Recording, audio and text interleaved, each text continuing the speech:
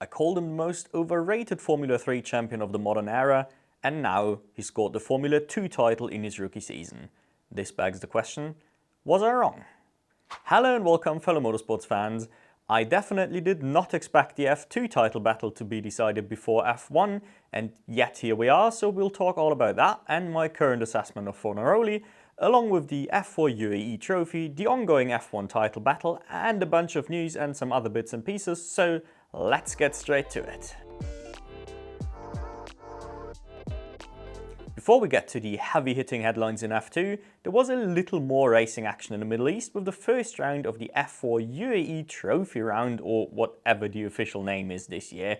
Either way, it is a 3-round F4 Winter Series that boasted a surprisingly large grid so far, with 24 drivers competing in Dubai. Do not get fooled by the raw numbers though. I don't think the grid has particularly impressive depth, even for a series featuring this many rookies. Out of the full-on rookie/debutants, Alp Aksoy was far and away the most impressive of the lot, and quite expectedly so. We have not talked about him that much in the karting reports, but he has consistently been making finals across his European karting career, and while not exactly carrying the same level of hype as, say, DVL or Rocco Coronel, he is clearly a very capable young pair of hands. Even then, winning not once but twice on the road across your first 3 car races is more than I think anyone had expected. Sure, he lost a race 1 victory due to a penalty, and the Prema/Mumbai Falcons operation was far and away the best team this weekend, but I don't think that should take anything away from the runs he has had. To support the case for Prema as the best team this weekend, Peyton Westcott, their newly signed F1 Academy driver and former Italian F4 competitor, has made history here, matching Dory Parr's 2023 by actually taking a win, totally on merit against a grid full of men. Sure, this grid is considerably weaker than the F4 UAE season in question, but Westcott is also considerably less experienced than Parr was at the time. Add to that how her performance in Italian F4 was far from inspiring, and this really was a huge upset. I hope this wasn't a one-off great performance, but until she proves me otherwise, I would not count on her to repeat that anytime soon. Considering how weak the Southeast Asian F4 was this year, this series is also the first proper opportunity to get a look at surprise Ferrari junior Niccolò Macagiani, or however you say his name in Italian. I'm not counting a few outings for backmarker squads in Italian F4 for obvious reasons. And I have to say, for a guy coming entirely out of nowhere from my point of view, I can see why Ferrari has gone for him, at least when factoring in his Italian citizenship as well. Doing well against the experienced likes of Campbell Pilling and DCC, whose podiums I am by the way very pleased about, while driving for an arguably underwhelming Pinnacle Motorsport is pretty impressive in its own right. It does beg the question though, why not put him in a front-running team?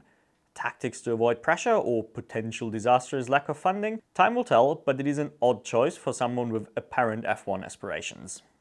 Last but not least, a shout out for Hunter Salvatore. Since I've not really kept up with the Australian F4 scene, the guy also came completely out of nowhere for me and has been a consistent part of the front-running group with all the aforementioned drivers and Theo Palmer. Add to that the absolute distraction of his Evans GP teammates and the general question mark around that outfit, and it definitely makes me look forward to see more from him next week. Who was your surprise of the F4 trophy round? Let us know down in the comments while we move on to F2. Now then, let's get back to the intro question. Was I wrong calling Leo Fornaroli the most underwhelming F3 champion last year, knowing what we know now? And honestly, while I have of course underestimated the pace he'll bring to F2, unlike the Bortoleto case 2 years ago, I think my take on Fornaroli still holds up. An admittedly great F2 season does not change a winless F3 championship in the quickest car available. I will also say that it is obviously no coincidence that Invicta have brought home 2 titles in a row, as they were the most consistent squad in the series with major ups and downs for pretty much every other outfit. That is not supposed to take away from Fornaroli's championship. I think this title holds up considerably better than his F3 title, but I feel everyone trying to put him on the same level as the likes of Russell, Piastri or even Bortoleto is ignoring some key context.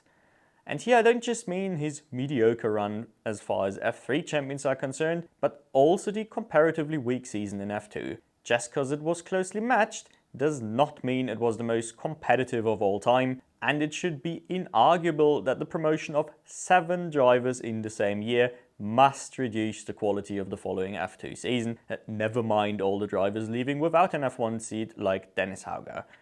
Don't get me wrong, I'd love to see Fornaroli have a shot at F1, and I'm always upset when the reigning F2 champ doesn't get a go.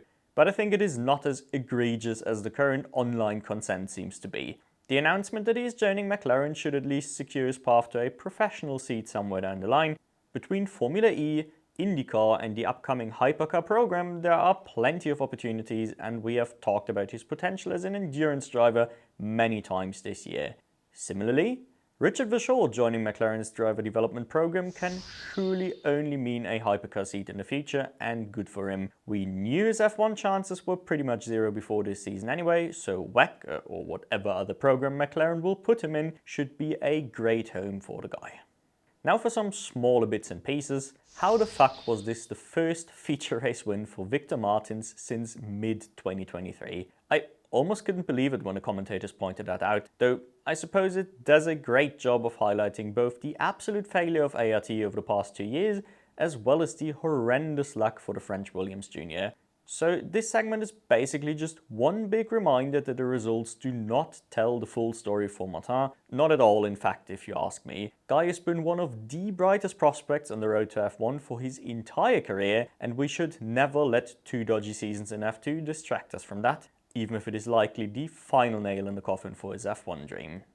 On a less uplifting note, both Dino Beganovic and Luke Browning got absolutely screwed by the mid-race safety car in the feature race, and while it has ended the title hopes for Browning, I was honestly more gutted for Beganovic. Since Baku, he has finally looked a lot more like the driver we've seen debut late last season, and he has kept the form here for the most part, so it is rather sad to not see him rewarded with a result. So call it me fanboying a bit if you want, but I just had to bring it up in case anyone missed that terrible bit of luck. In a similar fashion, though arguably more heartbreaking, Ollie Goethe also got utterly ruined by shit luck after starting his weekend with a new personal best by putting it on pole position. Between the subsequent grid penalty and the #Mechachrome engine failure in the feature, the actual performance he put in this weekend might go unnoticed. So just to set the record straight, he did finally, properly get the better of his veteran teammate Richard Verschoor for what feels like the first time, even though the scoring sheet does not reflect that in the end.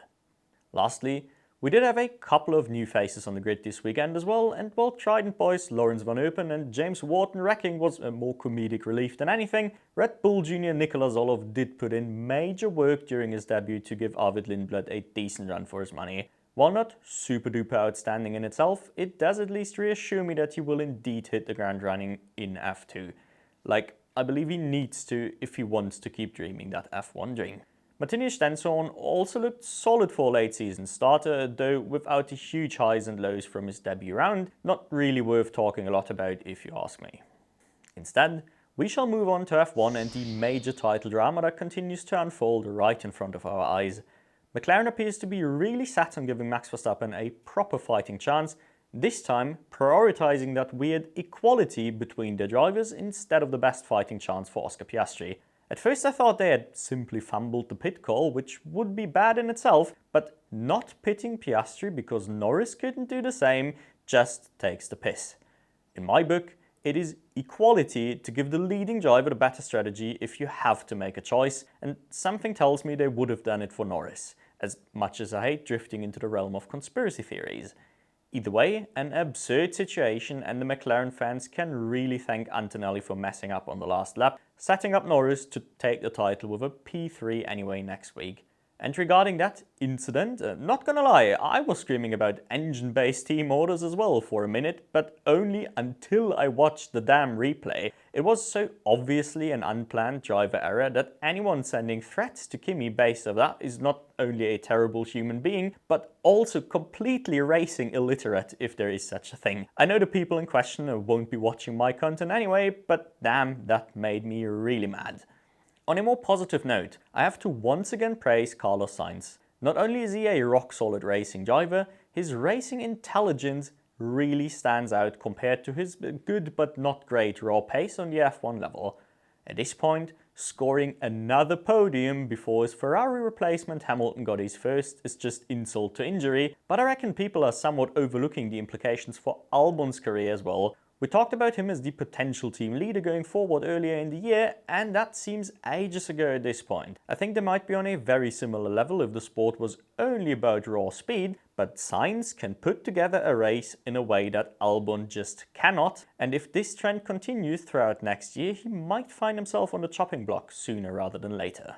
And while we're at it, we might as well continue with some news, starting with Adrian Newey assigned as team principal for Aston Martin, alongside his role in the development of the car. Personally, I'm a little on the fence about that one. I think he is a fantastic candidate for the team principal role, given his vast experience trackside across multiple decades of F1. But at the same time, I am worried he might be stretching himself too thin. If I'm being honest, I can only assume this means he won't actually be involved in the design as much as people had hoped. Now, that isn't necessarily a bad thing, and Aston Martin has been lacking in the management department as well, but it does slightly dampen my expectations regarding the possible ceiling of the Aston Martin machine next season. Next up, Isaac Hadjar has been confirmed to replace Yuki Tsunoda at Red Bull Racing, paving the way for the slightly rushed Arvid Lindblad promotion to VCARB. Of course, there are rightfully a few concerns about that second Red Bull seat and what it does to a young driver's career, but at least with new regulations coming in next year, there's a good chance the car might be more drivable for people not called Max Verstappen. And not gonna lie, I love Red Bull's continued trust to put young drivers in the big seat, even though they are of course ruthless when it goes wrong. At the other end of the equation, Tsunoda losing his seat and thus dropping out of F1 might be a bit sad. I certainly loved him as a character, but let's be real, he was never going to be more than a midfield driver, and a 5-year stint is pretty respectable for a driver like that. Finally, Christian Costoya has been confirmed as a McLaren junior. We've talked about him as the best not yet signed karting driver out there, stellar CV all around and particularly impressive in the seniors this season. Between him and DVL, McLaren has somehow managed to secure 2 drivers that should by all accounts be key F1 contenders for their generation. But let's get back to the racing action as Super Formula Lights finished their season at Motegi, and to be honest, it was the same old story we've gotten used to over the year. Yuto Nomura dominating everyone and Tom Stewie, Yuki Sano and Rikuto Kobayashi the only ones able to remotely go with him. This time, Kobayashi consistently got the better of Sano in a very stale top 3 across the 3 races. Really not much more to say about this battle other than I'm really looking forward to see Nomura take the next step. It might only be a small but competitive grid and he absolutely wiped the floor with everyone this season. To underline how solid the grid is, not only did Esteban Masson and Zachary David fail to impress on a remotely consistent basis, we've now also had Hiro Yamakoshi over for a guest appearance to further gauge the grid. And Yamakoshi did basically match teammate Yusuke Mitsui 10th for 10th and did get the better of him in the final race, but I'd also say Mitsui wasn't exactly a top driver on the grid, so it wasn't a flashy debut from Yamakoshi either. Not that I would have expected more, a perfectly fine cameo for one of the bigger talents currently making their way up the European ladder, but a decent reminder of how much depth the Japanese national scene has to offer. I did want to bring in a new series for a while, and now this week's final round for the Australian Supercars is the perfect opportunity to finally do so. Not only because the on-track action delivered the same straight-fire racing the series is famous for, but primarily because of the absurdity of the newly introduced playoff system. NASCAR fans, one of the few groups of racing fans I wouldn't consider myself a part of, are already familiar with the issue, but for the rest of the world it is an alien concept. Forcing a last round decision for a year-long championship just does not work in motor racing if the objective is to have the best driver and team package be crowned champ at the end. You know, the very objective every serious competition should have. Knockout tournaments work great in all sorts of sports that are either 1v1 or team versus team, and in those they are vastly superior to any league format in my opinion. But in racing, with 20 plus independent competitors all on track at the same time, a knockout format has way too many opportunities for someone already out of the running to ruin the title battle. Add to that the possibility of mechanical issues that just do not exist in the same way in other sports, and it is so painfully obvious why a playoff system just does not work well in motorsports. The usual upside of a tournament bracket, rewarding the ability to peak at the right time, just does not work out the same way in a sport with this many moving parts. Brock Feeney, robbed of the title in a year where he was inarguably the best driver on the grid, isn't just horrible for Feeney. It'll also forever be an asterisk next to Chaz Mostard's first championship title through absolutely no fault of his own. Add to that, as far as I know, my boy Connor Zilisch has suffered the same fate in the Xfinity series, and I find it really hard to find any good arguments for the playoff system. And while I know that I am part of the majority there, maybe one of you guys really loves the concept of the playoffs, so if that is the case, please try to explain it to us down in the comments. There is no karting report this weekend as the Trofeo del Industry wasn't all that stacked, but I do have a quick update to last week's edition. The WSK Final Cup results in OK Juniors have been reviewed once again, a penalty has been overturned, and Bosco Arias is champion ahead of Noah Baglan after all. Of course, the news broke pretty much while I was uploading last week's video. Just to give him that brief moment in our little spotlight, Arias is a driver who has always hinted at some sort of greatness, but rarely managed to convert it into big results, so this title is a rather welcome break from the usual close but no cigar Arias we know and love. And surprisingly, that was already it for the week. Next week we will not only see the conclusion of both F1 and F2, we'll also get treated to the Rotex World Finals and the Formula E season opener. God, I hate that they still make their calendar that way, so you should definitely check out all of these and then gather back around next week so we can talk all about it. Until then, it is now your time to leave all of your thoughts and predictions down in the comments so we can get our lovely little discussion going, and otherwise I thank you all for watching and I do hope to catch you in the next one.